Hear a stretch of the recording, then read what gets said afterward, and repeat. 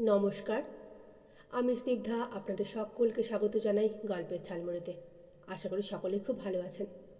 আজকে আপনাদের শোনাচ্ছি শ্রী হরিনারায়ণ চট্টোপাধ্যায়ের লেখা একটি খুব সুন্দর গল্প, সোহিনী। গল্পটি ভালো লাগলে অনুগ্রহ করে লাইক, কমেন্ট, শেয়ার ও সাবস্ক্রাইব করতে ভুলবেন না। আসুন, বিলম্ব না করে শুরু করি গল্পটি। গানের আসর শেষ হতেই উঠে দাঁড়ালাম। বাড়ির মালিককে সেলাম জানিয়ে নিচে আসতেই মুখোমুখি দেখা। ঠিক সিঁড়ির নিচেই প্রৌঢ় মহিলা, মাথায় ঘোমটা। এই বাড়ির কেউ হবে ভেবে পাশ কাটিয়ে যাচ্ছিলাম, কিন্তু দাঁড়িয়ে পড়তে হলো। জয়রামজি কি বাবুজি? কে? আপনি আমাকে চিনবেন না। একটু ফুরসত হবে আপনার? অনন্ত ফুরসত। একটা গানের আসরের নিমন্ত্রণে কাশিতে এসেছি। রোজ বিকেলে এক এক বাড়িতে আসর বসে। ওস্তাদ তুকারামের কৃপায় দু একটা আসরে গাইতেও হয়।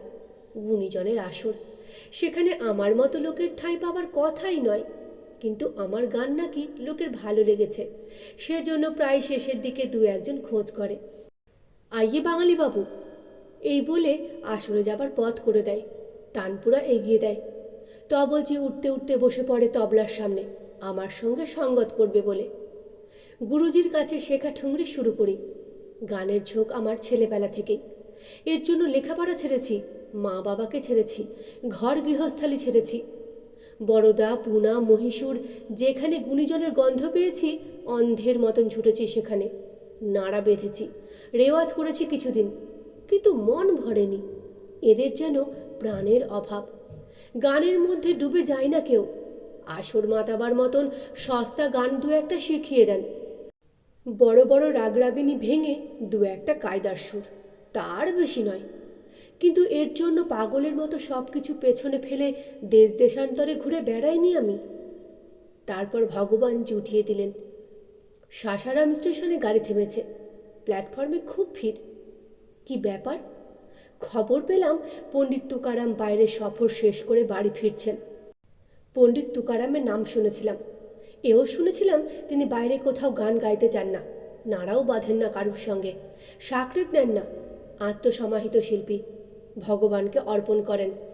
বলেন, যার জিনিস তাকেই দিচ্ছি। ট্রেন থেকে নেমে পড়লাম। তারপর কোনো কিছু না ভেবে তার পিছু নিলাম। বছরে পণ্ডিত একবার বাইরে যান, গুরুদেবের স্মৃতিমন্দির রাজস্থানের এক গন্টগ্রামে। সেখানে কতদিন ধরে গান বাজনা করেন। কত কষ্টে যে পণ্ডিতজির কৃপা পেয়েছিলাম তা বলার নয়। তার এক গুরু ভাই থাকতেন কাশীতে। তিনি বছরের পর বছর অনুরোধ উপরোধ করে একবার তুকারামকে কাশীতে নিয়ে এসেছেন, সঙ্গে আমি। তাই আমার ফুরসতে ফুরসত। এবার আপনি বলুন, আপনার কি দরকার? একটু আসবেন আমার সঙ্গে? ব্যাপারটা বুঝলাম না। বোধহয় নতুন কোনো গানের আসর বসাতে চায়। কিন্তু আসরের কথাবার্তা সাধারণত গৃহস্বামী নিজেই বলেন, বাড়ির স্ত্রী লোকদের পাঠান না। তাছাড়া গুরুজিকে জিজ্ঞাসা না করে কোনো আসরে যোগও দিতে আমি পারবো না। আপনার সঙ্গে? কোথায়? আমি জিজ্ঞাসা করলাম। মহিলা অকুণ্ঠ গলায় বলল, এই কাছেই আমার বাড়ি, বেশি হাঁটতে হবে না আপনাকে। দু এক মিনিট একটু দ্বিধা, সামান্য সংকোচ। তারপরেই ভাবলাম, ক্ষতি কি? তবু জিজ্ঞাসা করলাম, কে আছে আপনার বাড়িতে? মাথার ঘুমটা হাত দিয়ে সামান্য সরিয়ে মহিলা মুখ তুলল।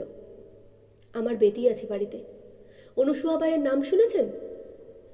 অনুসুয়াবাইয়ের নাম শুনেছি বই কি, খুব শুনেছি। প্রথম যৌবনে এই তো আমার একমাত্র নেশা ছিল। যেখানে যখন খানদানি গাইয়ে এসেছে তাদের তালিকা জোগাড় করা। কলকাতায় কেউ এসেছে শুনলে ধর্ণা দেওয়া, গানের আসরে ঢোকবার জন্য আপ্রাণ পরিশ্রম করা। অনুসুয়াবাইয়ের বয়স বেশি নয়, বার দুয়েক কলকাতায় এসেছিল। সব মিলিয়ে বড় জোর খান চারেক খান। কিন্তু তাতেই রসিক সমাজ মুগ্ধ।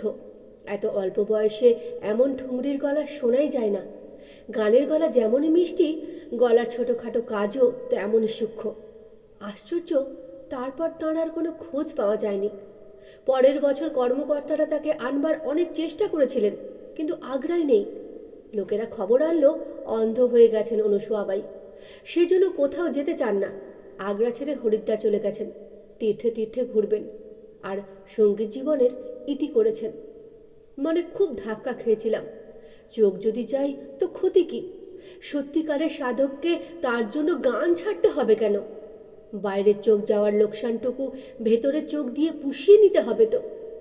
পৃথিবী তার আলো আর অন্ধকার নিয়ে মুছে গেলে যাক না, সেই জন্যই তো নতুন করে সুরের প্রদীপ জ্বালাতে হবে নিজের অন্তরে। সব কথা মনে পড়ে গেল। মহিলার দিকে ফিরে তাকিয়ে বললাম, অনুসুয়া বাই, আগ্রাই? মহিলা ঘাড় নাড়লেন। যিনি অন্ধ হয়ে গিয়েছিলেন? হ্যাঁ বাবুজি। আর সময় নষ্ট করলাম না, এক পা এগিয়ে বললাম, চলুন চলুন, যাচ্ছি। কাশির অপরিসর গলি, দুজনে পাশাপাশি যাবার উপায় নেই। মহিলা আগে, আমি পিছনে। জরাজীর্ণ বাড়ি, শ্যাওলা ধরা চাতাল, ভাঙা পাইপের জল বেয়ে পড়ছে। একটু অসাবধান হলেই পিছলে যেতে হবে। খুব সন্তর্পণে পা ফেলে উঠলাম। ঠিক দরজার মুখে মহিলা দাঁড়ালো। বাবুজি, একটা কথা। বলুন। আমার বেটির অবস্থা তো বুঝতেই পারছেন। অল্প বয়সে চোখ হারিয়ে মাথার ঠিক নেই। আপনি দয়া করে আপত্তি করবেন না। যা বলবে শুনে যাবেন, কেবলই শুনে যাবেন। সব কিছু কেমন রহস্যময় মনে হলো। অন্ধ লোকের কমতি নেই এই পৃথিবীতে। অন্ধ গায়ক গায়িকাও রয়েছে, কিন্তু দৃষ্টি হারিয়ে অপ্রকৃতিস্থ হয়েছেন এমন দৃষ্টান্ত খুব বেশি নজরে পড়েনি। যাই হোক, শেষ না দেখে ফিরব না, তাই মহিলার কথাই সায় দিলাম। অন্ধকার বারান্দা, ঝাড় লণ্ঠন, গালিচা, পাথরের টেবিল সবই রয়েছে, কিন্তু অযত্নে অব্যবহারে মলিন। বহুদিন যেন এখানে কোনো লোকই আসেনি। একটু এগিয়ে মহিলা আবার থামলেন, হাত দিয়ে দেখিয়ে বললেন, ওই যে ঘর, চলে যান। আমি ইতস্তত করতেই মহিলা আরও কাছে সরে এলেন। অস্পষ্ট গলায় বললেন, ঘরে আর কেউ নেই, ও একলাই আছে। এগোবার সঙ্গে সঙ্গে বাধা পেলাম হাতের ওপর একটা স্পর্শ। একেবারে কানের পাশে অস্ফুট গলার স্বর, কথাটা মনে রাখবেন বাবুজি, যা বলে শুনে যাবেন, বাধা দেবেন না কিন্তু, অনুরোধ করছি। প্রথমে ঢুকেই দাঁড়িয়ে পড়লাম। মিটমিটে হেরিকেনের আলো, আলো দেখানোর চেয়ে অন্ধকারই বাড়াচ্ছে। মেঝেতে শতচ্ছিন্ন কার্পেট, কোণে পাথরের টিপয়ের ওপর এক রাশ লাল গোলাপ, জানালায় রঙিন চিক। একেবারে কোণের দিকে ফিকে সবুজ রঙের শাড়ি জড়ানো একটি যুবতী। ঘর সাজানোর তারিফ করতে গিয়েই মনে পড়ে গেল, অনুসুয়া তো অন্ধ, এ কাজ অন্যজনের। পায়ের শব্দ হতেই অনুসুয়া মুখ তুলল। বয়সের হিসেবে ভরা যুবতী হয়তো বলা যায় না, কিন্তু চেহারা দেখলে বয়সের হিসেব গোলমাল হয়ে যায়। ভাদ্রের ভরা নদীর মতন টলটলে জল কানাই কানাই, কিন্তু কোল ছাপায়নি। শাঁখ সাদা রং, গালে গোলাপির ছিটে, অনিন্দ সুন্দর দুটি ভুরু, তার নিচে কটাক্ষহীন দুটি চোখ। অনেক ঠাউর করে দেখলে তবেই তা বোঝা যায়। এসেছ? অন্তরঙ্গ আহ্বানে একটু বিব্রত হয়ে পড়লাম, কিন্তু সামলে নিয়ে বললাম, কত বছর পরে দেখা হলো বলো তো? বোধ হয় 12 বছরেরও বেশি। খুব সাবধানে বললাম, তা হবে। তোমার গলা শুনেই কিন্তু আমি ঠিক চিনতে পেরেছি, বিশেষ করে ওই গানটা, মেরে পিতম ইয়াদ করো ইয়াদ করো। মনে পড়ে কবে প্রথম গানটা তুমি গেয়েছিলে?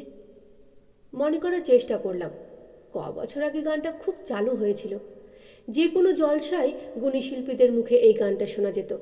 রাজস্থানের আমির হোসেন বোধ হয় প্রথম এই গানটা গেয়েছিলেন। অন্তত তার কাছেই আমি প্রথমবার এই গানটি শুনেছিলাম। কি মনে করতে পারলে? ঠিক মনে পড়ছে না।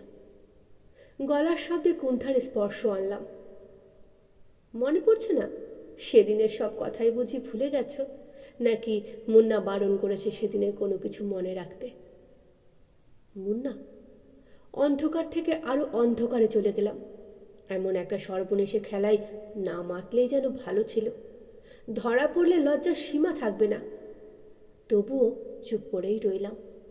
অনুসুয়া দৃষ্টিহীন দুটি চোখ তুলে দেখল, কিছুক্ষণ মুখ নামালো না। তারপর বলল, তুমি কি দাঁড়িয়ে আছো নাকি? বসতে না বললে বসবে না?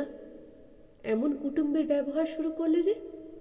আমি কার্পেটের ওপর বসে পড়লাম, সামান্য ব্যবধান রেখে।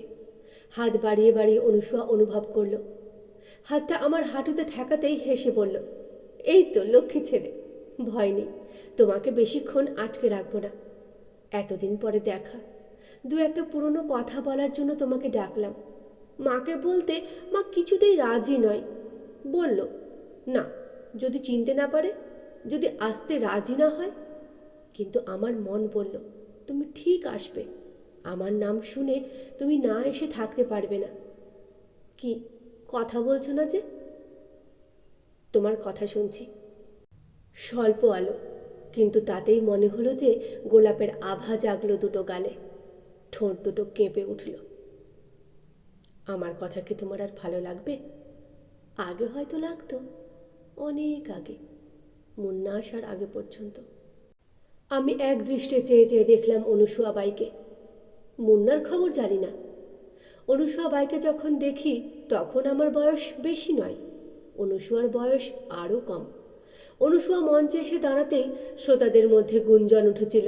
তার গলা শোনার আগেই সবাই রূপে মুগ্ধ হয়েছিল। তারপর কোকিল কণ্ঠে মূর্ছনায় যারা চেতনা হারিয়েছিল তাদের মধ্যে আমিও একজন।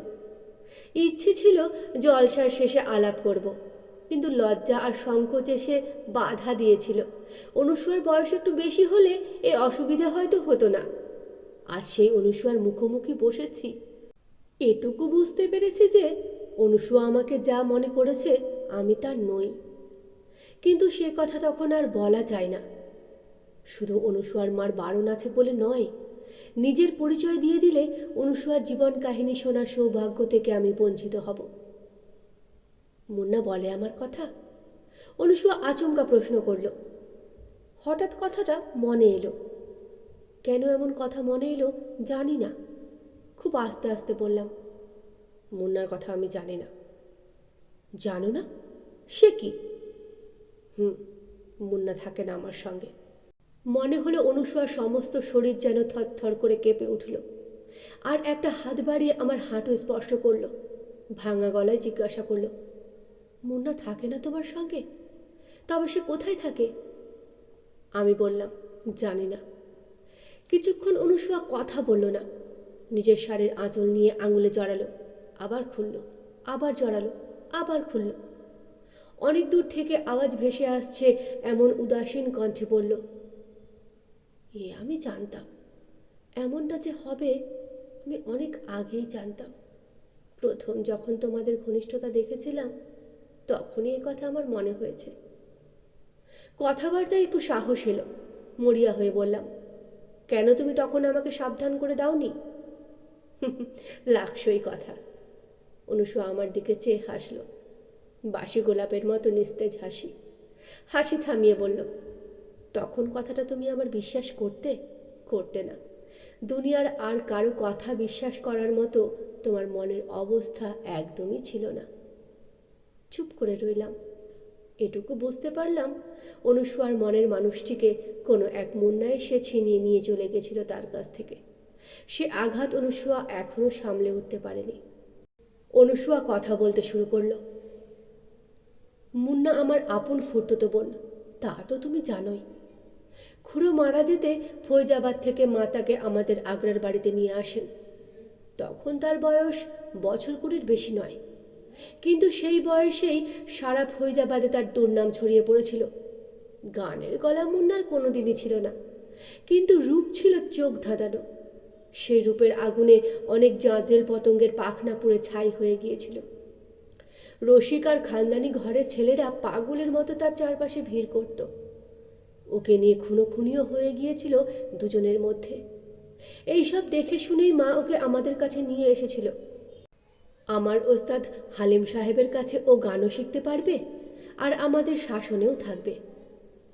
অনুসুয়া একটু থামল, তারপরে বলল, এসব কথা তোমার জানা, তবু পুরনো দিনের কথা বলতে ভালো লাগছে।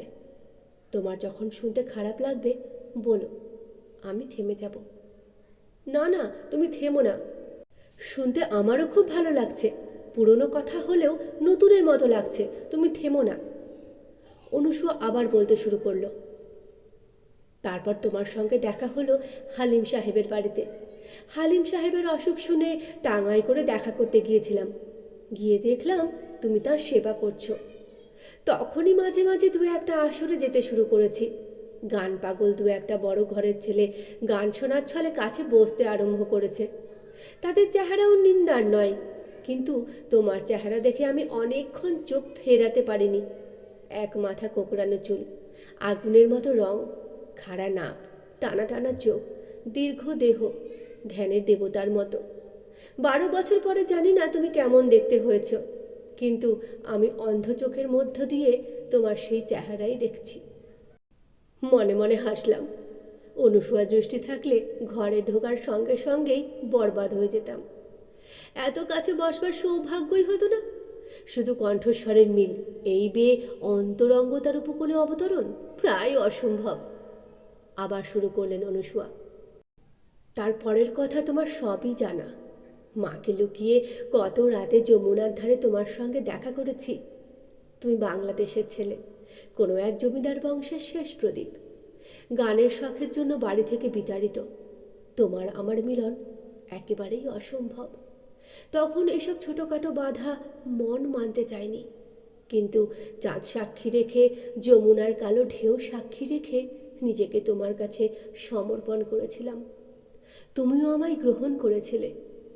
মা জানতে পারেননি, কিন্তু ওস্তাদজির চোখে ধরা পড়ে গেলাম। একদিন গান শেখাতে শেখাতে তিনি হেসে বললেন, অনুসূয়া মায়ের গলায় এবার দানা বাজছে, দরদ আসছে গলায়। সত্যিকারের ভালোবাসা জীবনে না এলে এ জিনিস হয় না। মীরা ভালোবাসতেন রণছোড়জিকে, তাই তার গলায় এত প্রাণ, এত দরদ। অনেকক্ষণ লজ্জায় মাথা নিচু করেছিলাম। ওস্তাদজি মাথায় হাত বুলালেন, স্নেহ ভরে বললেন, আমি বলছি মাই, এতে কোনো দোষ নেই। শেখর আমাকে সব বলেছে। সে খানদানি ঘরের ছেলে, তার কথার নড়চড় হবে না, দেখিস। মুন্না না এলে হয়তো তোমার কথার নড়চড়ও হতো না। প্রথম মুন্নাকে দেখার কথা তোমার মনে আছে? সব আমার মনে আছে। তবু তুমি বলো, তোমার মুখ থেকে শুনতে খুব ভালো লাগছে। মনে হলো অনুসূয়া খুশি হলো, বলতে লাগলো খুব মৃদু গলায়, তুমি ঘরে পা দিয়েই চমকে উঠেছিলে। তোমার ধারণা আমি একলাই ঘরে আছি, কিন্তু সেদিন সকালে মুন্না এসে পৌঁছেছে। মুন্না একটু বেসামাল ছিল। তুমি ঢুকতেই শাড়ি ঠিক করে ভালো হয়ে বসলো। সেই মুহূর্তে আমার অস্তিত্ব তুমি ভুলে গিয়েছিলে। এক দৃষ্টে মুন্নার দিকে তাকিয়েছিলে, মুন্নার যৌবনের দিকে। আমিই পরিচয় করিয়ে দিয়েছিলাম। তুমি হাত জোর করে নমস্কার করেছিলে। মুন্না ঘাড় নেড়ে নমস্কার ফেরত দিয়েছিল, কিন্তু লক্ষ্য করলাম সেদিন আমাদের রেওয়াজ আর জমল না। বারবার তানপুরার তার ছিঁড়ে গেল, বেসুরো লাগলো তোমার গলা। তবলচি হাড় ছেড়ে সরে বসল, বলল, বাবুজির তবিয়ত ঠিক নেই, আজ থাক। আমি হেসে বলেছিলাম, বাবুজির তবিয়ত ঠিক আছে, খারাপ হয়েছে দিল। ইঙ্গিতটা তুমি হয়তো বোঝোনি, কিংবা বুঝেও না বোঝার ভান করেছিলে। মুন্না উঠে অন্য ঘরে চলে যাওয়ার সঙ্গে সঙ্গে তুমি জরুরি কাজের অছিলায় বাইরে চলে গিয়েছিলে। তারপরে অবশ্য তুমি খানিকটা সামলে নিয়েছিলে। আবার আমার সঙ্গে অন্তরঙ্গ কথাবার্তা, মন দেওয়া নেওয়ার পালা চলেছিল। কিন্তু মাঝে মাঝে তুমি মুন্নার খোঁজ করতে, জিজ্ঞাসা করতে তার কথা। মুন্নার গানের গলা ছিল না। হালিম সাহেব তারা দায়িত্ব নিতে রাজি হননি। তোমার অনেক সুপারিশ সত্ত্বেও হননি। বলেছিলেন, বড় চঞ্চল মতি, সাধনা করার জন্য যে একাগ্রতার প্রয়োজন তার একান্ত অভাব। মুন্না গান শেখেনি, সারেঙ্গি শিখতে আরম্ভ করেছিল ওস্তাদ মঈনুদ্দিনের কাছে। তিনি আসতেন না, মুন্নাকে যেতে হতো তার আস্তানায়। এমনি সময় হালিম সাহেবের কলকাতায় যাবার ডাক এলো। একলা নয়, সাকরে তোমারই যাবার কথা, কিন্তু তুমি আচমকা পেটের ব্যথায় বিছানা নিলে। ডাক্তার বদ্যি হার মানল। তখন তোমার জন্য চিন্তিত হয়েছিলাম, কিন্তু পরে বুঝেছি নকল ব্যথার উপশম করতে ভগবানও পারেন না, হাকিম বদ্যি কোন ছাড়। তুমি গেলে না, তাই আমায় যেতে হলো। আসরে নাম কিনলাম, কিন্তু ফিরে এসে দেখি সব হারিয়েছি। মুন্নার সঙ্গে আলিগড়ের এক জমিদারের ছেলের ভাব চলছিল, সেটা আমি দেখে গিয়েছি। অনেকবার সাবধান করে দিয়েছিলাম, মুন্না কান দেয়নি। ঠাট্টা করে বলেছে, তোর ওই বাঙালি ফেতোবাবুর চেয়ে বৃজমোহন অনেক ভালো, অনেক রেস্তোদার। এর মধ্যে আমাকে কী কী দিয়েছে জানিস? মুক্তোর মালা, মুক্তোর দুল।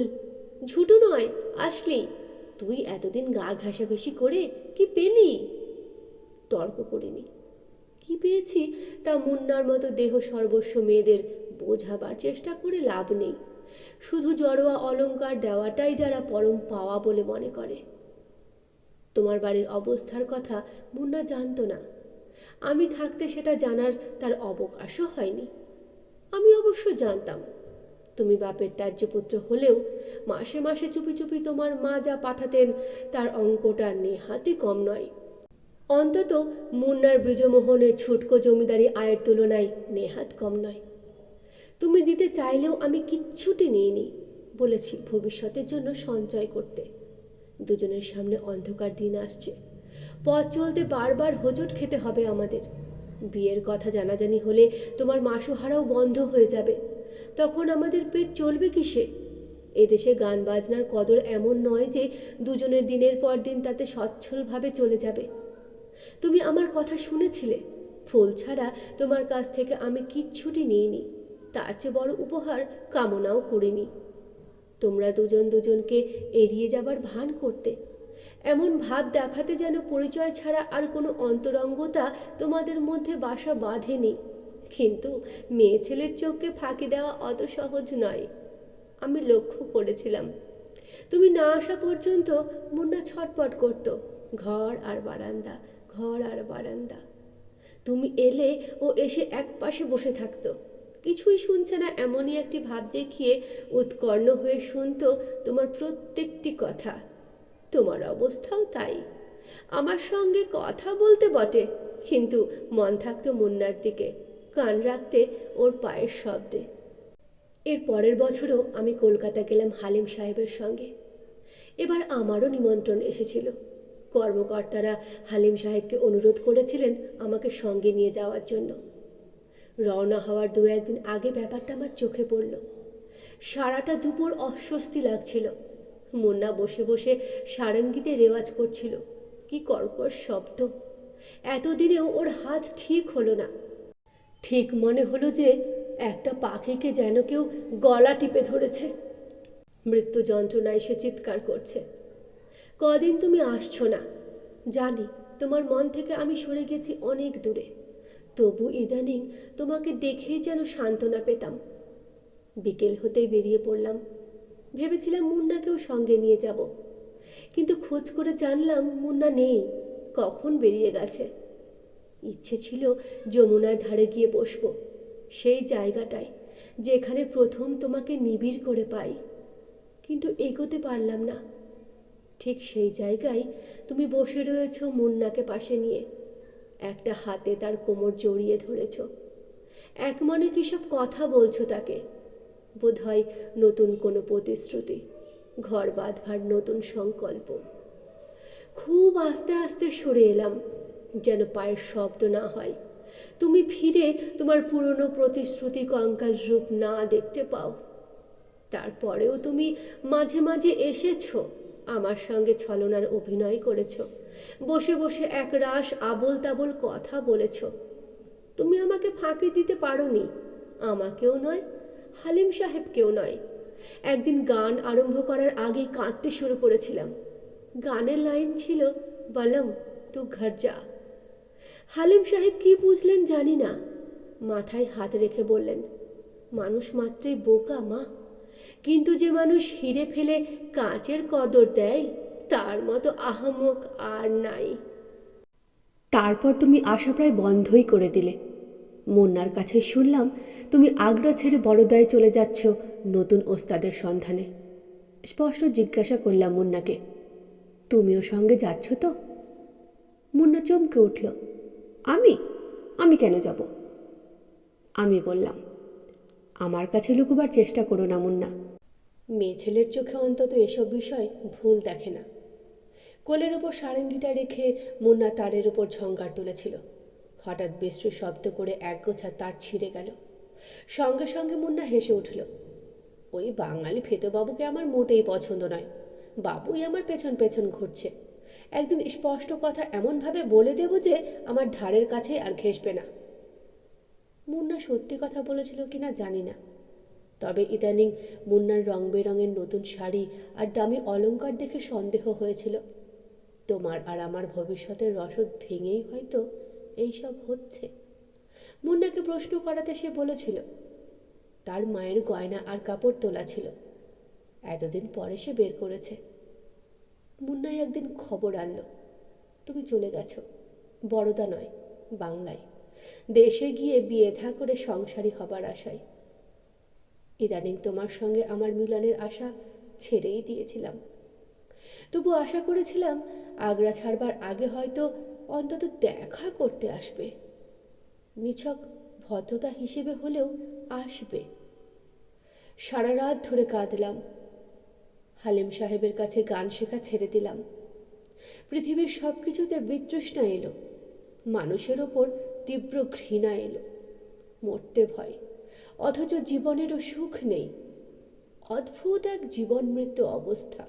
দিন 15 পর চোখের জ্বালা শুরু হলো। দু চোখে ঝাপসা দেখতে লাগলাম। মা হাঁকি মারলেন। তিনি অনেকক্ষণ ধরে দেখে বললেন চোখের দোষ একটা ছিলই, অবিশ্রান্ত কান্নার ফলে রোগ আরও বেড়েছে, যত্ন না নিলে অবস্থা খুব খারাপ হতে পারে। তিনি মলম দিলেন। সকাল দুপুর বিকেল 3 বেলা লাগাতে হবে, অন্তত মাসখানেক। অসুখ চলল, সেই সঙ্গে চলল পরিচর্যা। মাই দেখাশোনা করতেন। হঠাৎ শীতকালে মায়ের হাঁপানি বাড়ল, বিছানা ছেড়ে উঠতেই পারতেন না। সেই সময় আমার সেবার ভার পড়ল মুন্নার ওপর। আমার 2 চোখে ব্যান্ডেজ। দিনের আলো একেবারে সহ্য করতে পারতাম না আমি। অন্ধকার ঘরে ব্যান্ডেজ খুলে মুন্নার রোজ 3 বেলা মলম লাগিয়ে দিত। সেদিনকার কথা বেশ মনে আছে। চোখের ব্যথাটা অনেকটাই কম। সন্ধে হয়েছে, তখনও ঘরে বাতি জ্বলেনি। চুপচাপ বালিশে হেলান দিয়ে শুয়েই আছি। মুন্না এসে ঘরে ঢুকল। আমি বললাম তোমাকে দেখলেই আমার ভয় করে। আমার কথাটা শুনে মনে হলো মুন্না যেন থমকে দাঁড়ালো। খুব আস্তে আস্তে বলল ভয় করে কেন? ভয় কেন করে? আমি বললাম এলেই তো ধরে বেঁধে ওষুধ দিতে আরম্ভ করবে, তাই। মুন্না হেসে উঠল। ঝাড় লণ্ঠনে দমকা হাওয়া লাগার শব্দ। তারপরে মুন্না এগিয়ে এলো, সাবধানে ব্যান্ডেজ খুলে মলম লাগিয়ে দিল। সঙ্গে সঙ্গে আমি চিৎকার করে উঠলাম। তরল আগুনের ছিটে মনে হলো কে যেন পুড়িয়ে ছাই করে দিল চোখ দুটো। ইস, এ কি করলে? কি ওষুধ দিলে? মুন্না গভীর গলায় বলল হাকিম সাহেব ওষুধ বদলে দিয়েছেন, এটা নতুন ওষুধ, তাই একটু জ্বলছে। প্রথমেই সন্দেহ হয়েছিল, যত দিন গেল সন্দেহ আরও বাড়ল। মা রোগশয্যায়। মার হাঁপানি যখন বাড়ে 2 মাস 2 দিনের ধাক্কা, তার আগে বিছানা ছাড়তেই পারেন না। মুন্না ঘরে আসতো আর ওষুধ দিত না, বলতো হাকিম সাহেব খুব কড়া ওষুধ দিয়েছেন, সারলে এতেই সারবে, আর ওষুধের কোনো দরকার নেই। আর দরকারও হলো না। একদিন টেনে ব্যান্ডেজ খুলে ফেললাম। 2 চোখের সামনে জমাট অন্ধকার। সে অন্ধকার আর তরল হলো না। এরপর অনুসুয়া আর্তনাদ করে উঠল। ফাঁকা বাড়ির দেওয়ালে প্রতিধ্বনিত হলো সেই আর্তনাদের সুর। চারপাশের সব কিছু যেন কেকিয়ে কেকিয়ে কেঁদে উঠল। আবিষ্টের মতো বসে বসে শুনছিলাম। আর্তনাদ নয়, হাহাকার। অনুসুয়ার হৃদয়ের শূন্যতা যেন আকাশে বাতাসে ছড়িয়ে পড়ল। আস্তে আস্তে উঠে দাঁড়ালাম। এমন একটা বিয়োগান্ত নাটকে মুখে রং মেখে অভিনেতা সাজার ইচ্ছেটা আর করল না। ইচ্ছে হলো সব কথা খুলে বলি আমি শেখর নই, আমি অমিতাভ। বিরাট জমিদারি নেই আমার, বাপের ছোটোখাটো ব্যবসায়ী সম্বল। গান শেখার ঝোঁকে বাড়ি ছেড়ে বাইরে বেরিয়েছি। কার্পেটে টান পড়তেই অনুসুয়া উঠে দাঁড়ালো। বলল ও কি, তুমি উঠছ? হ্যাঁ, আজ চলি, আবার কাল আসবো। অনুসুয়া চুপ করে রইল। অনেকক্ষণ কোনো কথা বলল না। এক সময় খুব মৃদু গলায় বলল তোমার ওপর আমার কোনো জোর নেই, সম্ভব হলে এসো। আমি তোমার অপেক্ষায় থাকব। চলতে চলতে আমার কেমন দুর্মতি হলো। অনুসূয়া দরজার কার্পেটে হেলান দিয়ে দাঁড়ালো। দৃষ্টিহীন দুটি চোখ তুলে চেয়েই রইল। আমি অনুসূয়া বায়ের সামনে দাঁড়িয়ে বললাম, আমি ভুল করেছিলাম অনুসূয়া। মুন্না তোমার যে এত বড় সর্বনাশ করবে তা আমি স্বপ্নেও ভাবিনি। আমার কথা শেষ হওয়ার সঙ্গে সঙ্গেই অনুসূয়া সোজা হয়ে দাঁড়ালো। আরক্ত সারা মুখ, কান্না জড়ানো গলা নয়, তৃপ্ত কণ্ঠস্বর। তুমি আজও বদলাওনি শেখর। মানুষকে প্রতারণা করার স্বভাব তোমার আজও যায়নি। শুধু দুটো চোখই আমার নষ্ট করে দিয়েছিলে, কিন্তু শোনার ক্ষমতা আমার ভালোই ছিল। নতুন ওষুধ দেবার আগের মুহূর্তে তোমার গলা শুনতে আমার একটুও ভুল হয়নি। চোখ দুটো যাওয়ার পরেও তোমাদের গলা অনেকবার শুনেছি।